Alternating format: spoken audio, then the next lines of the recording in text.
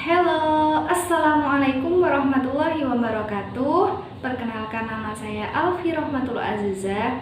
Di sini saya adalah mahasiswi KKN Universitas Negeri Malang yang bertempat di Kelurahan Mujel, Kecamatan Mojoroto tahun 2020. Di sini saya akan membagikan tips bagaimana agar anak itu mau belajar secara disiplin, secara kontinuitas, terutama ketika pandemi corona kayak gini. Apalagi pembelajaran sekarang ini kan dilakukan melalui media sosial seperti WhatsApp tanpa explanation dari guru. Oleh karena itu, orang tua itu harus memiliki tips dan trik bagaimana anaknya itu mau belajar dan mengerjakan tugas dari sekolah yang telah diberikan melalui media sosial. Yang pertama yaitu memiliki jadwal yang jelas. Kenapa demikian?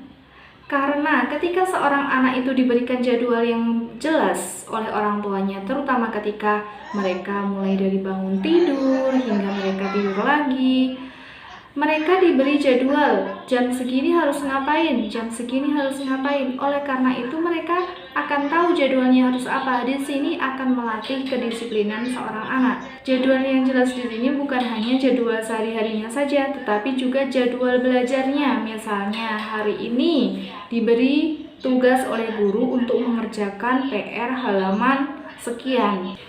Jadwal jelas, misalnya hari Senin ada tugas ini dari bu guru. Terus selain itu ditambah sama tugas orang tua, misalnya fun cooking atau apa, orang tua mengajak anak belajar membuat kue atau apa. Hal-hal menarik seperti itu dan juga jadwal yang jelas seperti itu dapat menarik minat anak untuk belajar setiap harinya. Yang kedua yaitu tersedianya fasilitas belajar. Sekarang kakak-kakak, ibu-ibu, kenapa anak itu harus disediakan fasilitas belajar mereka? Ayo coba pikirkan kenapa. Iya, betul sekali. Fasilitas belajar yang menunjang untuk perkembangan anak itu sangat penting. Fasilitas belajar yang sedemikian rupa itu bisa meningkatkan minat anak agar anak itu mau belajar. Ketika anak itu mau belajar tapi fasilitasnya tidak ada, ya jelas otomatis anak-anak itu bakalan malas belajar. Yang ketiga yaitu memberikan reward. Ingat ya ibu-ibu, adik-adik, kakak-kakak sekalian, reward itu sangat penting diberikan anak ketika mereka menyelesaikan tugasnya.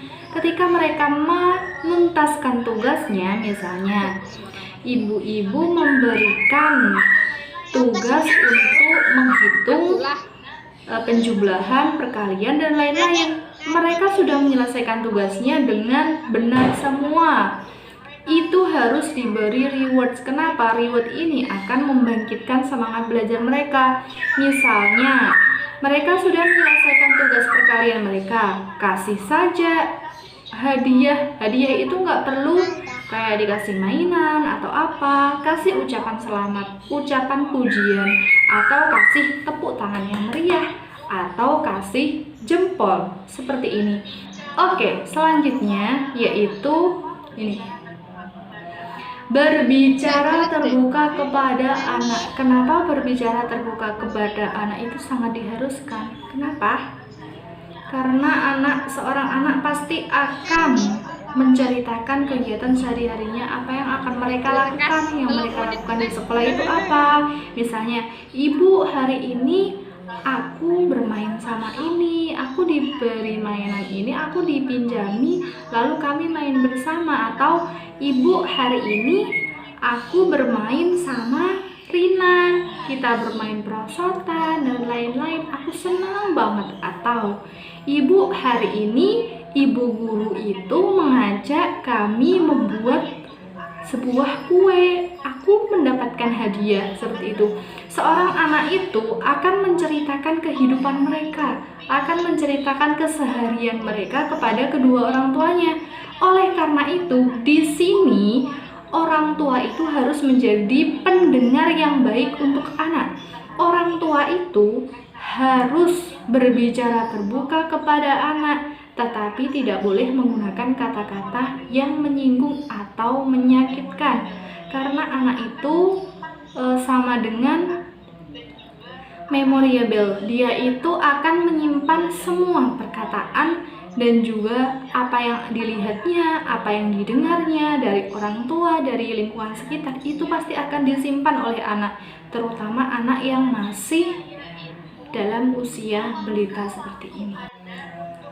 Selanjutnya yaitu luangkan waktu Anda untuk anak. Meluangkan waktu untuk anak, menemani anak untuk belajar itu pasti akan menambah semangat mereka, terutama anak-anak. Kenapa anak-anak itu lebih suka belajar jika ditemani oleh kedua orang tuanya? Kenapa? Karena mereka merasa mereka itu punya teman. Ketika orang tua itu menemaninya, ketika orang tua itu mengajarinya, memantaunya, walaupun terkadang ada anak yang tidak mau ditemani orang tua, tetapi orang tua itu harus tetap mengawasi belajar anak. Selain belajar, orang tua itu juga harus meluangkan waktu untuk anak refreshing, misalnya seperti ini. Ini ada mengajak anak-anak bercanda, mengajak anak-anak keluar, jalan-jalan, seperti itu. Oleh karena itu, orang tua di sini juga sebagai guru untuk anak-anaknya belajar. Orang tua itu menemani belajar di sini sebagai guru, menerangkan ketika anaknya tidak paham dan memberikan penjelasan, memberikan pengarahan, memberikan nasihat sekaligus sebagai teman. Oleh karena itu, mengapa pembelajaran di saat pandemi corona kayak gini, orang tua itu wajib menemani anak ketika belajar. Sekian video dari saya, semoga bermanfaat dan terima kasih. See you in the next